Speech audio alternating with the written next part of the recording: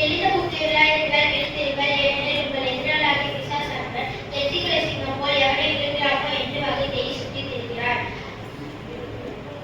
என்னிடத்தில் அன்பு கூர்ந்து என் கற்பனைகளை கைக்கொள்கிறவர்களுக்கு 1000 தலைமுறை மட்டும் இருக்கச் செய்வேன். அப்போது கர்த்தர், உனக்கு இருக்கிற இந்த பலத்தையோ நீ இஸ்ரவேலின் மீதான கைக்கு நீங்களாக்கி ரட்சிப்பாய், உன்னை அனுப்புகிறவன் நான் அல்லவோ என்றார். அப்போது மரியாள், என் ஆத்துமா கர்த்தரை மகிமைப்படுத்துகிறது, என் ஆவியோ என் இரட்சகராகிய தேவனில் அன்பி களி கூறுகிறது. இப்போதும் யாக்கோபே, உன்னை சிருஷ்டித்தவரும் இஸ்ரவேலே உன்னை உருவாக்கினவருமாகிய கர்த்தர் சொல்கிறதாவது, பயப்படாதே, உன்னை மீட்டுக் கொண்டேன், உன்னை பெயர் சொல்லி அழைத்தேன், நீ என்னுடையவர். எழுந்து எழுந்து சீயோனே, உன் வல்லமையை தரித்துக்கொள், பரிசுத்த நகரமாகிய எருசலேமே, உன் அலங்கார வஸ்திரங்களை உடுத்திக்கொள். விருத்த சேதனம் இல்லாதவனும் அசுத்தனும் இனி உன்னிடத்தில் வருவதில்லை.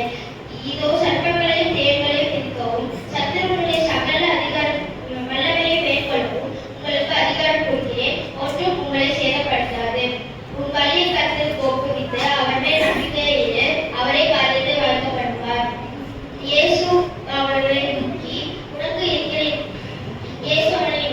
நீ போகலாம், உன் விசுவாசம் உன்னை ரட்சித்தது என்றார்.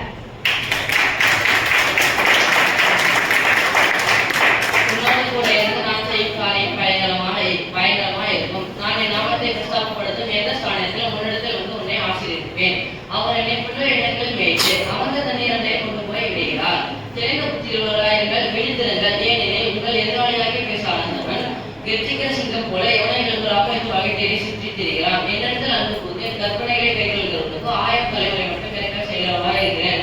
அப்பொழுது அவர் அவனை நோக்கி பார்த்து, உனக்கு இருக்கிற எந்த பலத்தோடு போ, இஸ்ரவேலை மீதியான கைக்கு நீங்களாக்கி இரட்சிப்பாய், உன்னை அனுப்புகிறது நான் அல்லவா என்றார். அப்பொழுது மரியாள், என் ஆத்மா கர்த்தரை மகிமைப்படுத்துகிறது, என் ஆவி கர்த்தராகிய தேவனை களி கூறுகிறது. இப்போதும் யாக்கோபே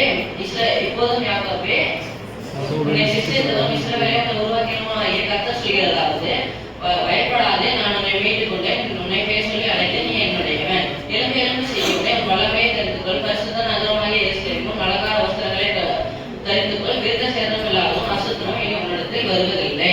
இதோ சர்ப்பங்களையும் தேவர்களையும்